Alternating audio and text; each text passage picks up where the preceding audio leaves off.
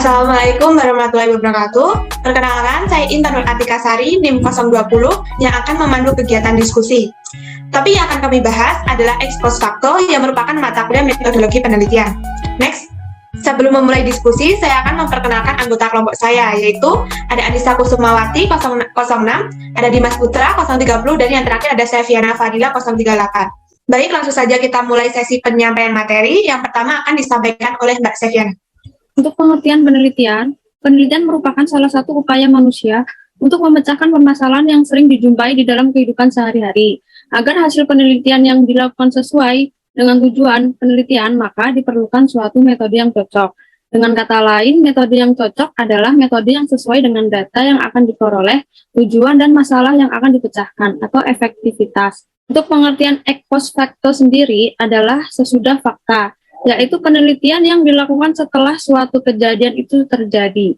Penelitian ex post facto ini bertujuan untuk menemukan penyebab yang memungkinkan perubahan perilaku, gejala atau fenomena yang disebabkan oleh suatu peristiwa atau perilaku atau hal-hal yang menyebabkan perubahan pada variabel bebas secara keseluruhan sudah terjadi. Untuk pengertian penelitian ex post facto merupakan penelitian yang bertujuan menemukan penyebab yang memungkinkan perubahan perilaku, gejala atau fenomena yang disebabkan oleh suatu peristiwa, perilaku, atau hal-hal yang menyebabkan perubahan pada variabel bebas yang secara keseluruhan sudah terjadi. Penelitian ex post facto secara metodologis ini merupakan penelitian eksperimen yang juga menguji hipotesis tetapi tidak memberikan perlakuan-perlakuan tertentu karena sesuatu sebab kurang etis untuk memberikan perilaku atau memberikan manipulasi. Selanjutnya adalah macam-macam ex post facto. Penelitian ex post facto dapat dibedakan menjadi dua jenis, yaitu causal research, causal comparative research. Next, causal research atau penelitian korelasi adalah suatu penelitian yang melibatkan tindakan pengumpulan data guna menentukan apakah ada hubungan dan tingkat hubungan antara dua variabel atau lebih. Nah, penelitian ini mempunyai karakteristik yang pertama, penelitian korelasi tepat jika variabel kompleks dan penelitian tidak mungkin melakukan manipulasi atau mengontrol variabel seperti dalam penelitian eksperimen. Yang kedua, memungkinkan variabel diukur secara intensif dalam setting atau lingkungan yang nyata. Yang ketiga yaitu memungkinkan peneliti mendapatkan derajat asosiasi yang signifikan. Next. Yang kedua adalah causal comparative research atau penelitian kausal komparatif. Penelitian ini adalah penelitian dengan pendekatan dasar yang melibatkan peneliti dalam kegiatan yang diawali dengan mengidentifikasi pengaruh variabel satu terhadap variabel lainnya. Kemudian peneliti berusaha mencari kemungkinan variabel penyebabnya. Atau dengan kata lain, dalam penelitian ini, peneliti berusaha mencermati pertanyaan penelitian, what is the effect of X? Contoh dalam kasus pendidikan adalah, apa pengaruh yang terjadi bila seorang anak langsung masuk sekolah dasar tanpa melalui taman kanak? Next. Yang selanjutnya adalah karakteristik dari penelitian ex post facto. Yang pertama, dalam penelitian ini, data dikumpulkan setelah peristiwa terjadi. Yang kedua, variabel terikat ditentukan terlebih dahulu, baru kemudian merunut ke belakang untuk menemukan sebab, hubungan, dan maknanya.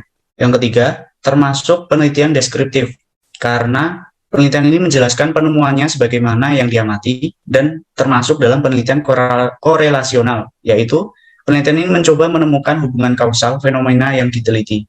Yang selanjutnya, penelitian ini dilakukan jika tidak memungkinkan untuk memilih atau mengontrol dan memanipulasi faktor-faktor yang diperlukan dalam penelitian. Baik, yang selanjutnya mengenai kelebihan penelitian ex post facto. Yang pertama, layak untuk keadaan yang tidak dapat dilakukan dengan penelitian eksperimen. Yang kedua, menghasilkan informasi tentang sifat fenomena, yaitu berupa apa yang terjadi, dengan apa kejadiannya, di bawah kondisi apa fenomena terjadi, serta dalam sekuensi dan pola seperti apa fenomena terjadi. Nah, yang ketiga, kemajuan dalam teknik statistik menggunakan desain ex post facto lebih bertahan. Next. Selanjutnya mengenai kelemahan penelitian sendiri. Yang pertama, kurang kontrol terhadap variabel bebas. Yang kedua, sulit memastikan faktor-faktor penyebab, yaitu baik apakah telah dimasukkan dan diidentifikasikan. Yang ketiga, tidak ada faktor tunggal yang menjadi sebab suatu akibat, tetapi beberapa kombinasi dan interaksi faktor-faktor berjalan bersama di bawah kondisi tertentu menghasilkan akibat tertentu. Nah, yang keempat, suatu fenomena bukan saja hasil sebab yang banyak, tetapi juga satu sebab dalam satu hal dan dari sebab yang lain. Yang kelima, sulit menentukan hubungan antara dua variabel, yaitu di mana sulit menentukan mana yang sebab dan mana yang akibat. Yang keenam, dua atau lebih faktor yang berhubungan tidak mesti menyatakan hubungan sebab akibat. Semua faktor bisa jadi berhubungan dengan suatu faktor tambahan yang tidak dikenal atau tidak diamati. Nah, yang ketujuh, mengklasifikasikan subjek ke dalam kelompok dikotomi untuk tujuan komparasi penuh dengan masalah. Karena kategori seperti ini adalah samar-samar, dapat bervariasi dan sementara. Untuk kelemahan yang terakhir, penelitian komparatif dalam situasi yang alami tidak memberikan seleksi subjek yang terkontrol, yaitu sulit menempatkan kelompok subjek yang sama dalam segala hal pemaparan mereka terhadap suatu variabel. Oke, selanjutnya yaitu langkah-langkah penelitian ex post facto. Yang pertama yaitu perumusan masalah. Rumusan masalah yang ditetapkan harus mengandung sebab bagi munculnya variabel dependen yang diketahui berdasarkan hasil-hasil penelitian yang pernah dilakukan atau penafsiran peneliti terhadap hasil observasi fenomena yang diteliti. Masalah penelitian ini dapat berbentuk pernyataan hipotesis atau tujuan. Langkah kedua adalah penentuan hipotesis. Setelah masalah dirumuskan, peneliti harus mampu mengidentifikasi tandingan atau alternatif yang mungkin dapat menerangkan hubungan antar variabel independen dan dependen. Selanjutnya adalah penentuan kelompok subjek yang akan dibagi. Pertama-tama, kelompok yang dipilih harus memiliki karakteristik yang menjadi konsen penelitian. Next. Pada tahap pengumpulan data, karena penelitian ini menyelidiki fenomena yang sudah terjadi, seringkali data yang diperlukan sudah tersedia, sehingga peneliti tinggal memilih sumber yang sesuai. Di samping itu, berbagai instrumen seperti tes, angket, interview dapat digunakan untuk mengumpulkan data bagi peneliti. Tahap selanjutnya adalah analisis data. Pada tahap ini, apapun teknik analisis statistik inferensial yang digunakan, biasanya analisis tersebut diawali dengan perhitungan nilai rata-rata atau mean dan standar deviasi untuk mengetahui antar kelompok secara deskriptif.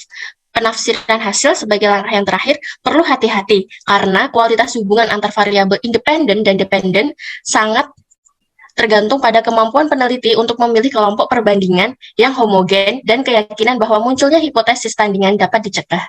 Next. Nah, itu tadi beberapa penyampaian materinya. Selanjutnya mengenai materi yang telah disampaikan tadi, apakah ada yang ditanyakan atau didiskusikan? Baik, untuk materi tadi, saya Seviana izin bertanya boleh? Seviana Psikologa. Bisakah diberikan contoh mengenai penelitian ex post facto? Oke, mungkin bisa di next slide untuk menjelaskan mengenai contoh penelitian dari ex post facto sendiri.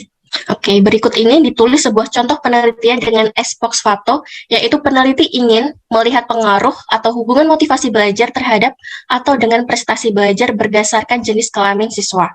Prestasi belajar siswa bisa dilakukan pengukuran dan bisa pula menggunakan data prestasi yang telah ada di sekolah, misalnya nilai ulangan atau nilai rapot.